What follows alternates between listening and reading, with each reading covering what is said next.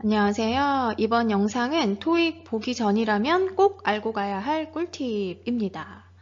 여러분들이 5월에 시험을 많이 앞두고 있는데 열심히 공부한 거를 내 토익 점수로 반영시키기 위해서는 당일날 어떠한 점을 명심하느냐에 따라서도 점수가 굉장히 많이 차이가 있을 수 있음을 꼭 알고 있어야 하고요. 꼭 지켜야 할 내용 당일날 이것만 잘해도 내 토익 점수 50점은 기본적으로 올라간다 라는 점을 명심하시고 이번 시간 들어주길 바라겠습니다. 첫 번째, 손목시계 차고 가기인데요. 일단은 이제 토익 시험장에 들어가게 되면은 여러분들이 스마트폰 다 제출해야 돼요. 그쵸? 스마트워치도 마찬가지입니다. 그러면 감독관이 물론 LC가 끝나고 나서 뭐 15분 전에는 15분 남았어요 이런 얘기를 해주게 되지만 시험 보면서 우리가 어떻게 되나요? 시간을 확인을 하기 위해서 시계를 보게 돼요. 그러면은 내가 앉은 자리에서 그 교실 내에 있는 동그란 큰 시계를 보게 되는데 그럼 어떻게 되죠? 시험을 이렇게 종이에 이렇게 풀고 있다가 고개를 들어서 이렇게 보게 되고 그쵸? 그러면은 이렇게 고개가 왔다 갔다 하고 이거 신경 쓰고 하는 시간도 사실 토익을 보는 이 120분이라는 시간 내에서는 굉장히 부담스럽고 그 다음에 여러분들이 이렇게 고개를 움직이면서 아무래도 조금 더 정신이 분산되겠죠. 이런 걸 방지하기 위해서는 손목시계를 꼭 차고 가라 라고 하는 얘기예요. 손목시계를 차고 가서 우리 항상 연습을 하죠. 어느 파트는 몇 분, 어느 파트는 몇 분, 그리고 이제 파트 7도 싱글하고 더블을 이제 몇 분. 이거는 정해주기는 했지만 여러분들이 각자의 그 풀이 능력이나 이제 뭐 그 습관 뭐 이런 거에 따라서 조금 다르기 때문에 자기의 페이스에 맞게 시간 관리를 잘 하기 위해서는 이 손목시계를 반드시 차고 가서 시간 관리를 잘 하면서 푸는 것이 중요합니다. 자, 다음으로 이제 답안지 마킹용 펜슬에 대한 얘기인데요. 가장 두꺼운 연필과 지우개를 준비해 갈 것을 권장을 해요. 컴퓨터용 사인펜도 가능합니다. 그리고 그 연필 대신에 샤프도 가능하긴 한데 우리가 문제 풀 때 가장 좀 익숙하거나 내가 좀 편안한 거를 시험지에 풀기 위해서 가져가는 거는 샤프 펜슬이나 뭐 볼펜도 상관은 없어요. 그런데 아무래도 이제 좀 지울 수 있거나 한 샤프가 가장 무난하겠죠. 그리고 OMR 카드 작성을 위해서는 미술용 두꺼운 연필 있죠? 이거를 가장 권장하는데 왜 그러냐면 우리가 마킹해야 되는 거가 120분이라고 하는 풀이 시간 내에 200개가 돼요.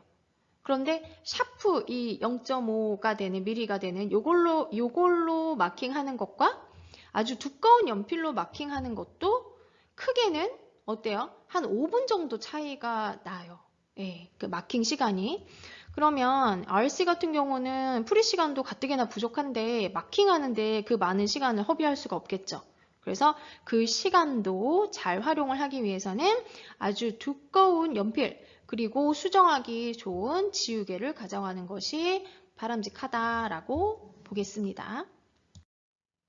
그 다음 세 번째는 시험지 풀고 OMR은 나중에 작성한다 라고 하는 건데 토익 시험장에 들어가면 감독관이 명심하라고 하는 얘기가 시험지에는 뭔가를 하지 말라고 얘기를 해요. 그쵸? 근데 이거는 뭐 컨닝이나 부정행위를 방지하기 위한 방법이고 토익 시험은 아직까지 그 CBT나 뭐 IBT가 아니고 PBT예요. 그러니까 Paper Based Test라고 하는 거기 때문에 페이퍼에다가 우리가 푸는 거예요. 종이에다가. 그렇죠? 그러니까 문제를 푸니까 당연히 이거를 안 할 수가 없겠죠. 그래서 누군가가 내 시험지를 보고 이제 부정행위를 할 수 없을 정도의 이런 그죠? 그런 풀이는 이제 괜찮으니까 시험지에다 푸는데 간혹 그런 경우 있어요. 풀면서 답안지 마킹하면 이게 시간이 더 절약되겠지라고 하는데 이렇게 하다가 이렇게 하게 되면 시험지 여기 보고 OMR 보고 그럼 이거 보고 여기다 마킹하고 아까 뭐라 그랬죠?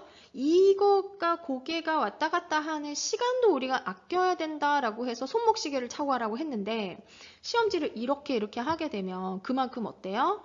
에너지도 많이 허비할 뿐더러 2시간을 끝까지 잘 끌고 가는데 굉장히 낭비가 됩니다. 그래서 시험지에다가 먼저 쭉 풀고 답안을 쓸 때는 조금 이제 뭐 작게 표시하던가 옆에 사람이나 이렇게 고개를 돌려서 봐도 그게 보이지 않을 정도로 그런 표시를 해주고 OMR은 나중에 이제 한 시간을 재는 거예요. 한 10분 정도 남았을 때 5분은 조금 부족해요. 10분은 좀 남을 수가 있는데 넉넉하게 한 10분 정도 남겨놓고 OMR을 하나하나 비교해 가면서 이제 체크를 하는 거죠. 자, 그래서 요런 부분들 좀 명심하고 풀 때 지켜줬으면 좋겠어요. 네, 그럼 다음으로는 LC 풀 때 주의사항을 보게 되면 첫 번째 part 1. 자, 항상 얘기하는데 그림만 나와 있어요. 그쵸? 그림만 나와 있는데 보기 4개를 불러주는 데 있어서 그냥 듣고 이게 답이다 라고 하기에는 이게 답이다 라고 했는데 그 다음 게 나올 수가 있고 문장의 앞부분을 들어서 맞았는데 뒤에 부분이 틀려서 실수를 할 수가 있겠고 이런 부분 때문에 반드시 속어법을 활용을 해라 라고 했어요. 그래서 시험지에다가 A, B, C, D를 써놓고 X, 세모 이런 표시를 해주면 좋겠다라고 했고 그 다음 Part 2 같은 경우는 마찬가지예요. A, B, C 해서 이제 속어법을 하는 거는 똑같은데 여러분들이 들을 때 문제를 듣고 속어법을 하기는 하지만 문제에서 그러니까 질문에서 원하던 그런 이제 핵심, 의문사나 이런 부분들이 A, B까지 들으면서 잊어버릴 수가 있어요. 그래서 이런 것들은 작게 이렇게 써주면 기억을 하고 그 답과 매칭 시키는데 굉장히 도움이 되니까 요거를 좀 연습을 하고 그대로 해주면 좋겠습니다. 네, 다음으로 Part 3와 4는 Direction이 나올 때 우리가 뭘 하라고 했죠? 디렉션은 들을 필요가 없어요, 우리가. 그죠? 문제하고 상관이 없고, 그 디렉션은 우리가 다 알고 있는 거기 때문에, 그때 뭘 한다? 첫 문제 3개를 먼저 읽고, 어떤 대화냐 또는 어떤 담화가 나올 거냐를 먼저 유추를 해보는 거예요. 충분히 할 수 있다라고 했죠? 그리고 대화나 담화를 들으면서 그 대화나 담화의 순서에 따라서 문제가 제시가 되기 때문에 들으면서 해당 내용에 대한 정답을 이렇게 찾으면서 풀어가는 거죠. 그리고 정작 문제에서 문제를 읽어줄 때는 어디로 간다? 다음 문제 3개로 가서 또 파악하고 있는다. 만약에 이게 중간에 왜 이럴 수 있어요. 아, 이게 답인가 저게 답인가 해가지고 계속 맞출 수 있을 것 같은데 하면서 나를 붙잡는 문제가 있어. 그죠? 그러면 그랬을 때는 과감하게 우리 다 객관식이니까 그냥 적당하게 찍고 다음 문제로 눈이 가서 그거를 보고 있는 것이 훨씬 더 경제적이고 이득이에요.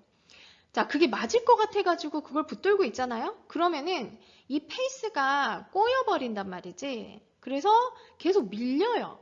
앞에 거를 생각하다 보니까 다음 거 들을 때 집중도 안 되지. 계속 영향을 준단 말이지.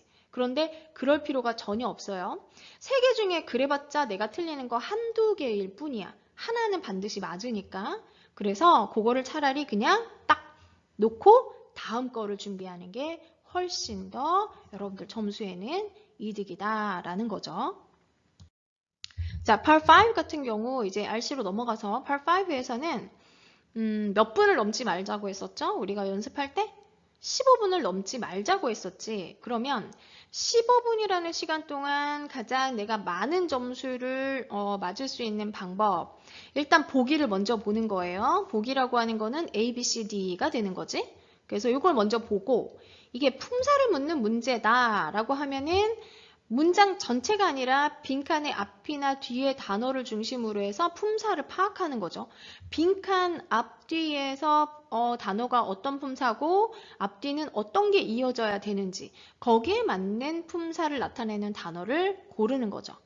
해석은 최소화해야 합니다. 특히 품사 문제는 해석이 필요한 문제들이 거의 없어요. 여러분들이 품사에 대한 지식만 갖고 있으면 되는 거죠.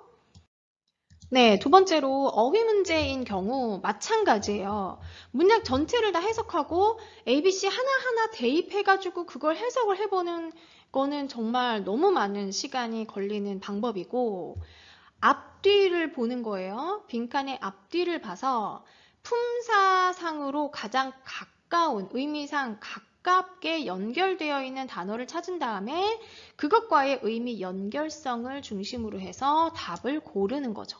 뭐 예를 들어서 목적어 자리다 그러면은 목적어에 영향을 가장 많이 주는 거는 뭐예요? 앞에 있는 동사겠죠? 타동사하고 이 목적어가 그러니까 뭐뭐를 뭐뭐 한다라고 했을 때 이게 의미상 가장 잘 우리에게 익숙하거나 한 것들을 골라내는 거예요. 어휘 같은 경우는 우리 학생들이 계속해서 단어뿐만이 아니라 구 단위로 외우고 있기 때문에 그랬을 때 내가 익숙한 거 위주로 답을 골라내면 그것이 정답일 확률이 매우 높습니다.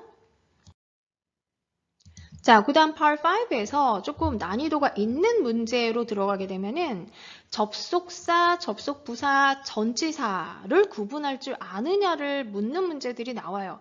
이게 언뜻 보면 형태가 다르기 때문에 이거 어휘 문제라고 생각하기가 쉽거든요. 그런데 접속사, 뭐예요? 절과 절을 연결시켜주는 역할을 하는 거고 접속부사는 앞에 있는 문장과 다음에 있는 문장을 연결시켜주는 그런 부사예요. 그리고 전치사는 어떤가요? 수식어, 구를 이끄는 그런 품사죠. 그래서 의미상은 약간 비슷할 수 있으나 기능과 그 다음에 이제 뒤에 나온 성분들이 조금 달라지기 때문에 요걸 확실히 구분할 줄 알면 풀 수 있는 문제가 적어도 두세 개는 더 늘어나게 돼요. 그리고 이 문제 같은 경우는 Part 6에까지도 영향을 주기 때문에 풀기 전에 그러니까 실전 문제를 이제 정기 토익을 보러 가기 전에 해당되는 문제의 실전 문제에서 내가 이걸 정확히 알고 풀었는지 그걸 한번 확인을 해보면 좋겠습니다. 자, 이제 Part 6로 넘어가서 문법 문제인데 이거는 Part 5와 크게 차이가 없어요. 보기를 먼저 보고 그 다음에 문장 내에서 필요한 품사의 단어를 고르는 것. 그래서 아마도 Part 6에서는 가장 여러분들이 쉽게 풀 수 있는 문제가 되는 거죠. 자, 그런데 어휘 문제 같은 경우는 좀 다를 수 있어요. Part 5에서는 해당 하나의 문장 안에서 맞는 어휘를 고르는 건데 Part 6의 어휘 문제는 그 문장 내에서는 파악이 힘든 경우가 오히려 많습니다. 앞뒤 문장, 심지어는 저 위에, 저 아래에 있는 멀리 있는 문장에서 그 단어를 찾을 수 있는 그러한 이제 클루가 되는 그런 것들이 나오기도 하거든요. 그래서 전체 이제 지문의 내용 맥락을 파악하고 그 문장이 그 전체에서 어떤 역할을 하고 거기에 필요한 단어가 그 중에 뭔지를 골라야 되기 때문에 조금 난이도가 있다고 볼 수가 있어요. 그래서 요거는 반드시 여러분들이 전체의 지문에 대한 해석이 선행이 돼야 된다는 거 기억해 주세요. 자, 다음 Part 6에서 조금 난이도가 높다고 볼 수 있는 문장 삽입 문제인데 요 문제 같은 경우는 내 점수가 600점이 안 된다라고 하면 과감하게 스킵하라고 얘기를 했어요. 그죠? 괜히 시간도 많이 걸리지만 정확도가 좀 떨어질 수가 있기 때문에 굳이 여기에다 시간을 허비하지 말고 다른 Part 7에 더 쓰는 게 좋다라고 했고 그렇지 않고 그 이상이다라고 했을 때 풀어야 된다라고 하면 앞 문장과의 관계를 나타내는 접속 부사 굉장히 많이 강조하죠. 그렇죠? 어떤 의미로 연결해주고 있는지 그리고 앞에 문장에서 언급된 단어를 지칭하는 대명사가 이제 어떻게 연결되는지 그러니까 해당 문장이 앞뒤 문장과의 이제 연결성에 있어서 어떤 관계를 갖고 어떤 거를 지칭하는지 그러니까 문장 간의 관계하고 이미 언급된 단어를 다시 지칭하는 그런 표현들에 조금 신경을 쓰면은 쉽게 풀 수 있는 거죠. 자, 다음으로 이제 Part 7으로 넘어갑니다. 먼저 단일 지문 몇 번부터 몇 번까지죠? 우리가 147번부터 175번까지요. 총 29문제가 되는데, 자, 요 경우에는 순서대로 조금 난이도가 쉬운 것부터 나와 있기는 해요. 그래서 가장 먼저 나와 있는 게 보통 표예요. 그죠? 표 같은 경우는 표를 그냥 뭐 깊게 그거를 뭐 해석하거나 분석하지 않아도 그냥 문제를 먼저 보고 해당되는 걸 찾아가면 되기 때문에 좀 쉽게 풀 수 있겠죠. 그 다음에 편지나 이메일 같은 경우는 편지 이메일은 이 내용이 길다고 하더라도 단어의 수준이 좀 낮습니다. 여러분들이 좀 쉽게 읽고 내용 파악이 되는 그런 지문 유형이에요. 그래서 이런 거 난이도가 지문의 난이도 자체가 좀 낮고 우리가 좀 편하게 읽을 수 있는 것 위주로 골라서 푸는 것이 좋다는 얘기예요. 자, 그 다음으로 이제 광고나 공지, 그러니까 advertisement나 notice 같은 경우는 자, 이 글의 목적과 누구를 대상으로 하는 글인지가 분명하게 제시가 됩니다. 그래서 이런 걸 위주로 파악하면서 읽고 핵심어, 키워드를 체크하면서 문제에서 원하는 내용을 빠르게 찾도록 하는 게 중요하죠. 네, 이번에는 2중 3중 지문인데 몇 번부터인가요? 176번부터 200번까지요. 자, 총 25문제가 포함이 되겠고 요쯤 되면은 우리 학생들이 이제 뭐 문제 풀다가 많이 지쳐 있을 즈음이 돼요. 그죠? 더 이상 안 보고 싶다. 언제 끝나지? 그리고 이제 끝나고 나오면은 아, 나 20문제 못 풀었네. 15문제 못 풀었네. 보통 이런 얘기를 많이 합니다. 그런데 이제 그런 거를 방지하고 최대한 주어진 시간을 잘 활용하기 위해서는 글의 난이도가 비교적 낮은 표, 편지, 이메일이 포함된 지문을 먼저 읽고 문제를 풀어요. 그러니까 2중, 3중 지문이라고 해서 겁을 낼 필요가 없는 게 뭐냐면 이런 표가 있고 이거에 대해서 문의하는 뭐 편지글이 같이 있다던가 아니면은 뭐 편지 있고 뭐 거기에 대한 뭐 웹페이지나 뭐 답편지 이메일이 있던가 이런 식으로 돼요. 문제는 많다라기보다는 2개나 3개의 지문이 다 연관성이 있는 거기 때문에 앞에 뭐 표가 나왔는데 거기에 대해서 어떤 질문을 하는 이메일이 있고 거기에 해당되는 것들을 좀 연관지어서 잘만 해석을 해서 파악을 하게 되면 문제 자체는 그렇게 어렵지 않을 수가 있어요. 그래서 경우에 따라서는 이걸 먼저 푸는 학생들도 있습니다. 여기를 먼저 풀고 그 다음에 싱글 지문으로 가는 경우도 요거는 개인차가 조금 있기 때문에 여러분들이 나에게 편한 거를 선택해서 하면은 돼요. 다만 조금 편한 거 그러니까 해석하기가 좀 괜찮겠다라고 생각되는 거 먼저 골라서 풀고 그럼 우리가 가장 힘든 게 뭐예요?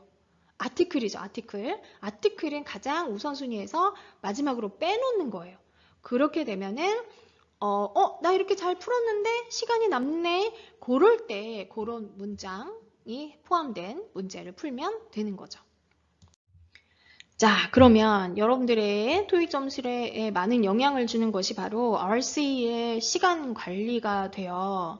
그러니까 75분이라고 하는데, 그죠? 프리 시간 75분으로 주어지기는 하지만 실제 우리가 답안지 OMR 카드 마킹 시간까지 포함된 시간이기 때문에 실제 풀 수 있는 거는 65에서 70분이에요.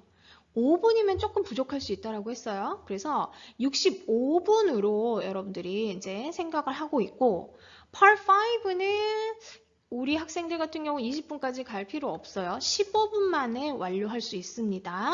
그래서 15분. 그 다음에 Part 6 같은 경우는 10분에서 15분.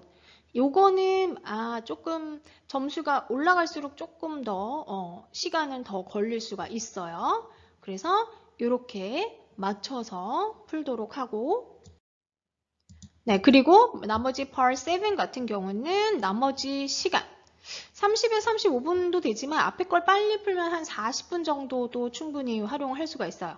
그래서 나의 능력에 따라서 내가 감당 가능한 지문과 문제 유형부터 풀면은 되는 거죠.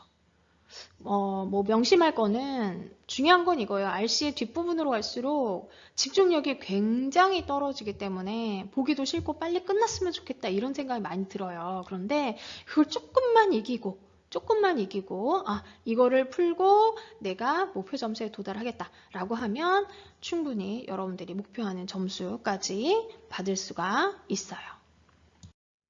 네, 지금까지 여러분들이 토익 시험 당일날 활용할 수 있는 꿀팁에 대해서 얘기를 해봤는데 어때요? 도움이 되나요? 네, 이번 학기 우리 학생들이 좀 자신감을 갖고 처음에 우리가 몇 점을 올리자라는 약속을 했었죠? 100점은 무조건 올리자라는 약속을 했어요. 그래서 모두가 우리 100점 이상을 향상시킬 수 있도록 하는 모든 방법을 동원해서 하고 있는데 중요한 건 이번 달에는 여러분들이 진짜 그 실력을 점검할 수 있는 그런 시험을 앞두고 있고 토익이라는 게 내 실력이 다가 아니라고 했어요. 그죠? 토익 시험에서 원하는 그런 환경에 맞게 이제 문제풀이 연습도 해야 되고 내가 아는 지식을 어떻게 거기다 적용시키는지 이것도 중요한 게 바로 토익 시험이라고 했습니다. 그래서 마지막으로 그러니까 공부하고는 별도로 여러분들이 시험 볼 때 이런 점들을 좀 유념해서 보게 된다면 100점은 너무나 우습게 넘길 수 있을 거예요. 올릴 수 있을 거예요. 그래서 이번 시험 잘 최선을 다해서 보고 그 다음에 1학기를 잘 마무리할 수 있었으면 좋겠네요. 모두들 화이팅입니다.